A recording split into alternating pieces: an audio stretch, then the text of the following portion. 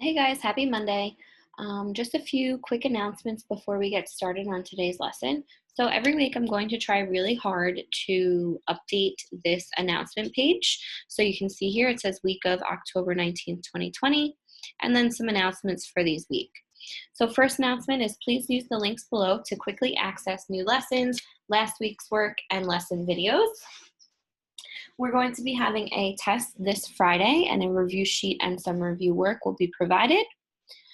A new rule that I would like to implement is that all work for the week must be submitted by Friday at midnight. So previously this was Sunday, but now we are going to make sure that work for the week is due by, and submitted by that Friday. And then as always, subscribe to our YouTube to see our class lesson videos. So for this first announcement, if we just take a look real quick, all of these four things are buttons. So if you click, it will bring you to this week's work, which is today's lesson. If we go back, we can click here. This will bring us to our YouTube channel with all of the videos.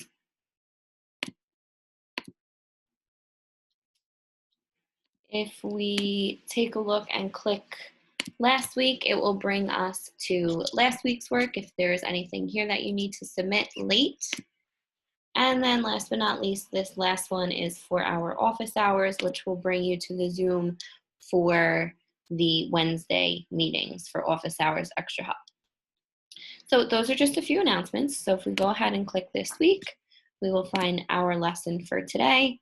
And when you open up the document, it looks like this. So as always, make sure to have this open while we're going through the lesson. That way you can submit at the end. All right, so again, happy Monday, and let's get started.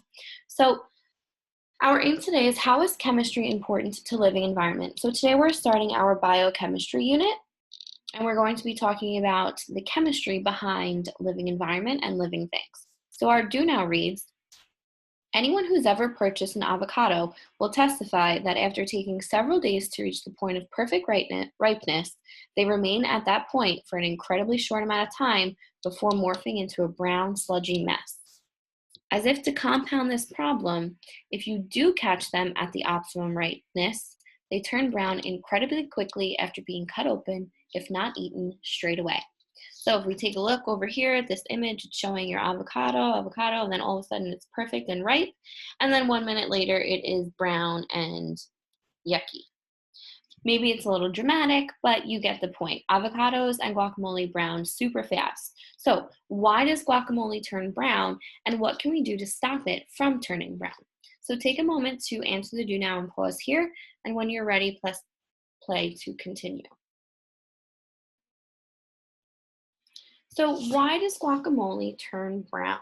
Well, it's due to multiple chemical and biological processes that essentially break down the composition of the avocado. So we're going to explore exactly what that means over the next few days. What can we do to stop it from turning brown? Essentially, we want to delay those chemical processes from occurring and breaking down the integrity of the cell. So again, we're going to continue looking at this over the next few days, and hopefully it makes more sense as we go on. So we study chemistry to understand the structure and function of the cells that make up living things. So chemistry is found all throughout our body, all throughout our cells, and we're going to look more into what exactly that means. So some vocabulary for today's lesson is matter. Matter is the stuff that makes up the universe. An atom is the simplest form of an element. And an element or elements are pure chemical substances that cannot be broken down into other substances.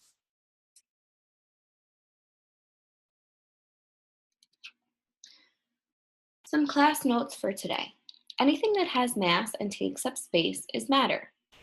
The basic form of matter is an element.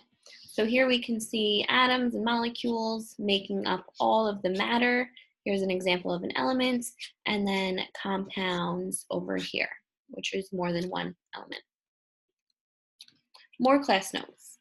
Elements are assigned symbols. For example, carbon is C, oxygen is O or O2, chlorine is Cl. These elements are organized in the periodic table of elements. There are currently 118 identified elements. 98 occur naturally in nature. So these over here are examples of what an element would look like in the periodic table. So you can see it has its symbol, it has the name, and then some numbers, and we're going to look at what those numbers represent. So each element is made up of atoms. All elements in the periodic table are organized in groups or families and periods.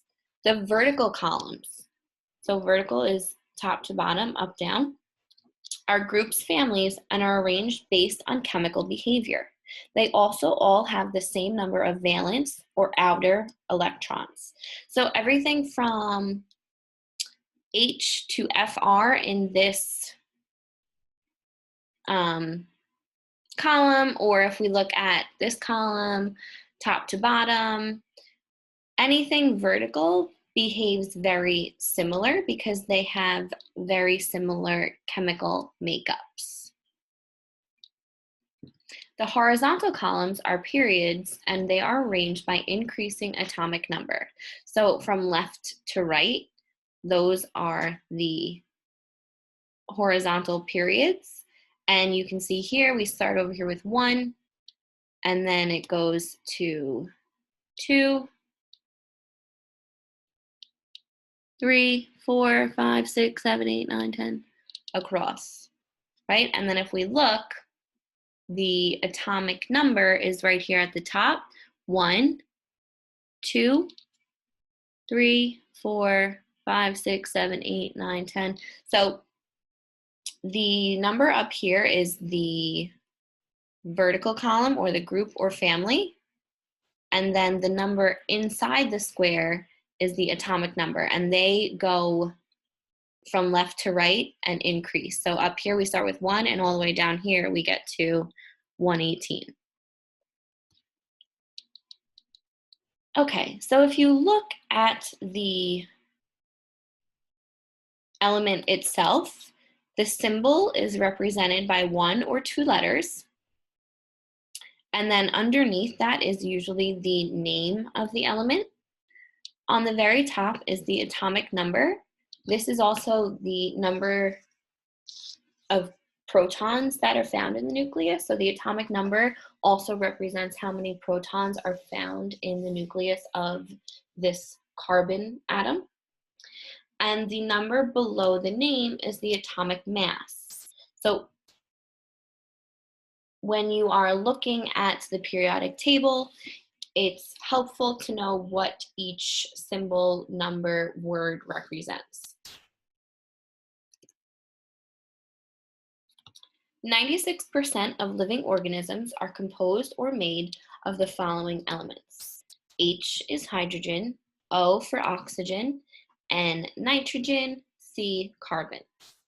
Elements bond or join together to increase their stability. So elements by themselves are very unstable, and they like to link up or bond with other elements to make them more stable.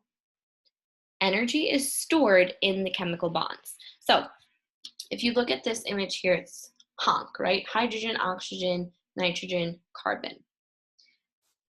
It also shows you how many bonds that specific element likes to make. So for hydrogen, there is 1 bond. That's because they have 1 valence electron. There's only 1 electron in their very outer shell. For oxygen, they have 2 valence electrons. So they like to make 2 bonds. Nitrogen has 3, and carbon has 4.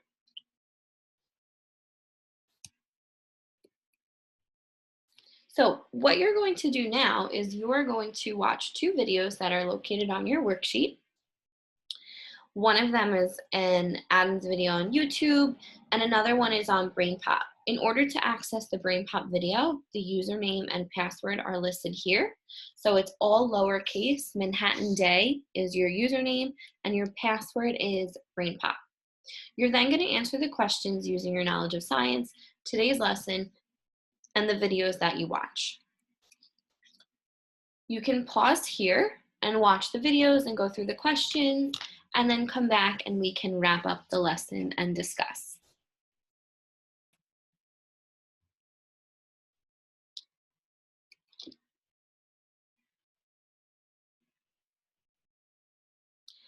So, how does the process of an avocado and guacamole turning brown relate to chemistry and biology? So, like we said earlier, it's a combination of chemical and biological processes which take place when the avocado browns. So, the exposure of the avocado to oxygen actually breaks down the cells within the avocado, which results in the browning. And we're going to take a look more closely at how the oxygen affects the molecules and which molecules it's affecting. So an avocado is made up of mostly lipids, which are fat cells. And we're going to look at how oxygen and other chemical processes affect those type of cells over the next few days.